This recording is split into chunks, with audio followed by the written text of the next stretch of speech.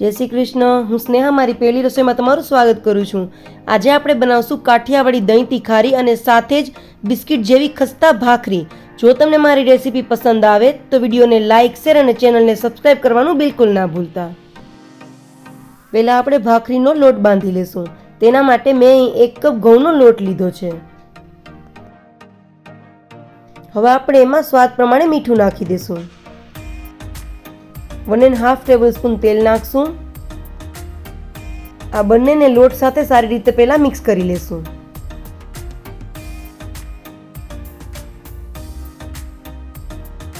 આ સરસ રીતે મિક્સ થઈ ગયું છે. હવે આપણે એમાં જરૂર પ્રમાણે પાણી નાખશું અને કઠણ લોટ બાંધીને તૈયાર કરશું.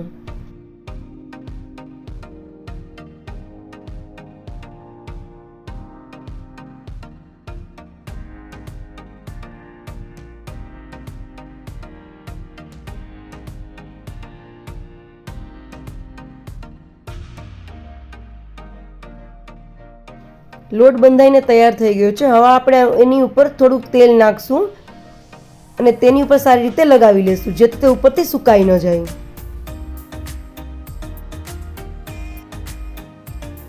હવે આપણે આ લોટને 1 થી 2 મિનિટ માટે સારી રીતે કૂણવી લેશું.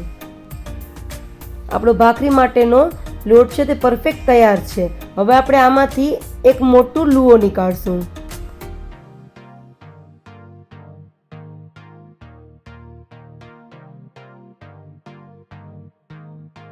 આપણે લુવાને સરસ ગોળ શેપ આપી દીધો છે. હવે આપણે આમાંથી ભાખરી વણશું. આપણે ભાખરીને વધારે પાતળી નથી વણવાની. આપણે ભાખરીને મીડિયમ થીક વણીને તૈયાર કરશું.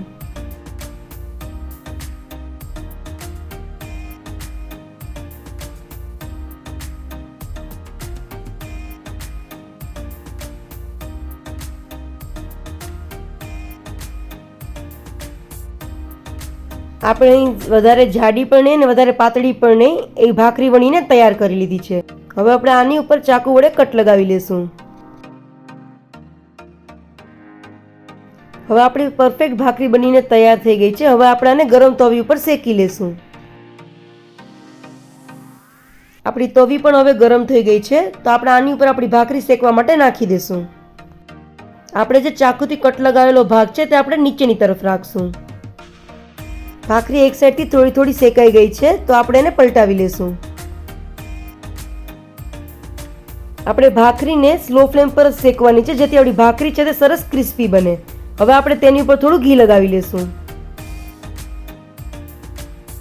બીજી સાઈડ પર થોડી શેકાઈ ગઈ છે, તો ફરીથી આપણે એને પલટાવી અને બીજી સાઈડ પર ઘી લગાવી લેશું.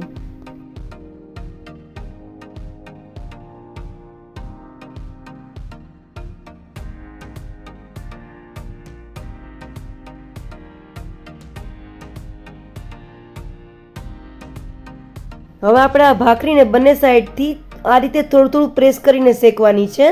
જો આપણે આ રીતે પ્રેસ કરીને શેકશું તો ભાખરી ક્યાંયથી પણ કાચી નહીં રહે અને તે બહારથી ખૂબ જ ક્રિસ્પી અને અંદરથી ખૂબ જ ખસ્તા બનશે.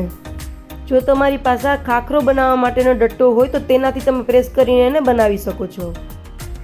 આ રીતે ભાખરી શેકવાથી ભાખરી ખૂબ જ સરળતાથી અને જલ્દીથી શેકાઈને તૈયાર થઈ જાય છે. હવે આપણી ખૂબ જ ટેસ્ટી અને ખસ્તા ભાખરી બનીને તૈયાર છે. આ રીતે જ આપણે બધી ભાખરી બનાવીને તૈયાર કરી લેશું. હવે આપણે દહીં તીખારી બનાવશું. તેના માટે મેં 1 ખાયણી લીધી છે. હવે આપણે એમાં 10-12 કળી લસણની નાખશું. સાથે જ 1 ટેબલસ્પૂન મરચાંનો પાવડર નાખશું. આપણે આમાં લસણ અને મરચાંના પાવડર સિવાય બીજી કંઈ પણ સામગ્રી એડ નથી કરવાની. હવે આપણે આને ખાંડી અને તૈયાર કરી લેશું.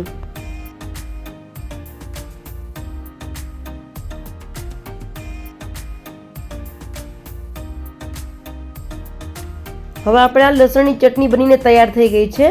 આ લસણ ચટણીથી હવે આપણે દહીં તીખારી બનાવશું.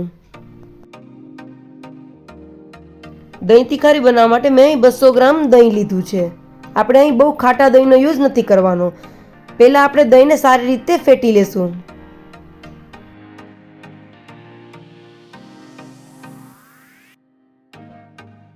આપણે દહીંને સરસ ફેટી લીધું છે. આપણું દહીં છે તે સરસ સ્મૂથ થઈ ગયું છે. હવે આપણે દહીં તીખારીનો વઘાર કરવાનો છે. તેના માટે મેં ગેસ ઉપર એક પેન રાખ્યું છે. હવે આપણે એમાં 1.5 ટેબલસ્પૂન તેલ નાખશું.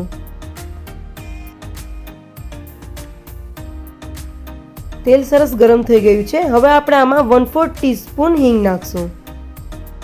સાથે જ આપણે તૈયાર કરેલી લસણની ચટણી છે તે નાખી દઈશું. આ સમયે હવે આપણે ગેસની ફ્લેમ સ્લો રાખવાની છે, નહીંતર આપણી ચટણી છે તે બળી જશે. હવે આપણે આને તેલમાં સારી રીતે સાતળી લેશું.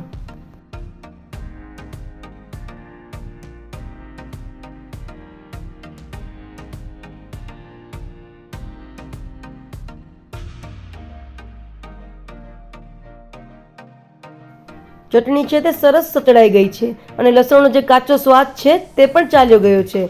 હવે આપણે ગેસ બંધ કરી દઈશું. હવે આપણે આમાં આપણું ફેટીને તૈયાર કરેલું દહીં છે તે નાખી દઈશું.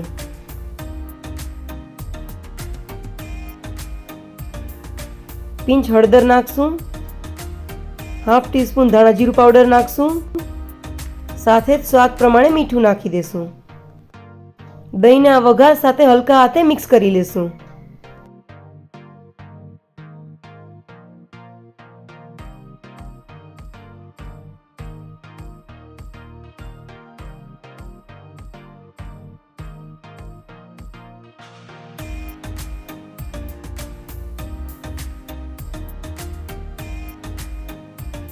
વઘાર દહીં સાથે સારી રીતે મિક્સ થઈ ગયો છે અને દહીંમાં બધા મસાલાનો ફ્લેવર સારી રીતે આવી ગયો છે.